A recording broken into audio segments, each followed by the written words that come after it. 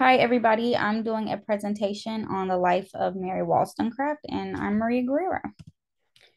Mary was born April 29th, 1759, in London, United Kingdom. She died September 10th, 1797, in London, the United Kingdom. And to the right here, we see a photo of her. Factors influencing Mary Wollstonecraft. She grew up on a farm, so she knew that education for girls and women was limited, and she saw the continuous roles of women and girls in her society.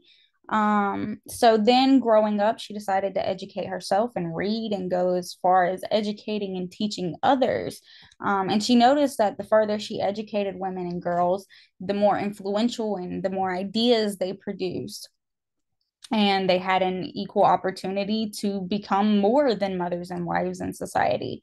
This idea of a change, this prominent and influential, stemmed from the French Revolution, as during her adulthood that revolution began. She actually traveled to France a couple times in hopes that the church controlled education would be replaced with a free public education in which women had access to. And she hoped the same for London, or the place in which she was from. Her contributions are her two biggest contributions are the a vindication of the rights of men and a vindication of the rights of women. In both of these books, she highlights the ideas of rights and questions traditional values and ideas, and whether they are innate or we are biologically wired to specifically be a specific way, or if they're just something society set forth. The book, more so focused towards women, introduces ideas about the education system, only educating women on being a mother and wife and not equal counterparts. So she knew that an education equal to that of males would create women that could be just as independent.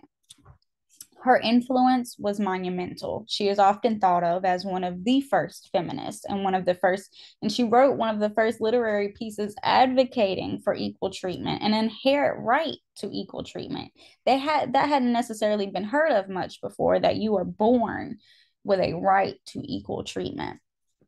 Even today, we are seeing women still fighting to be all over the world, and even in our own country, fighting to be seen as equal counterparts. And society in America is now questioning every tradition set forth. And I think it's a wonderful thing, and it shows just how far her ideas have come and spread. Her significance, we study, or I wanted to specifically study Mary, as she was a critical component of modern day feminism. She began the idea of women being equal counterparts and women being educated, as during her time education was limited to women, and what they were able to learn was also limited and more so related to being a mother and being a wife. She wanted different, she wanted to see more. And so nowadays we see women entering trades. We see women choosing to obtain a higher education instead of choosing to marry and raise children, and being able to choose whether or who they would like to marry and if they would like to raise children, which is a beautiful thing. In the relation to this course, we study things like knowledge and if humans have some innate version of it, in which Mary kind of says we all do have an innate knowledge, but if you expand upon it like you do men, women will be just as important and just as influential and could put just as much into society as men do. We also speak about freedom, which is what she spent her life fighting for women.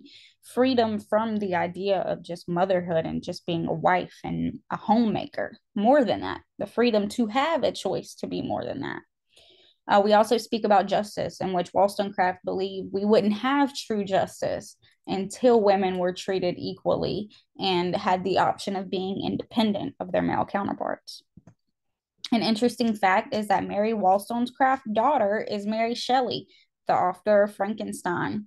Wollstonecraft died 11 days after the birth of Mary Shelley. However, as Shelley grew up, she read her mother's work, and they even greatly influenced her creation of Frankenstein.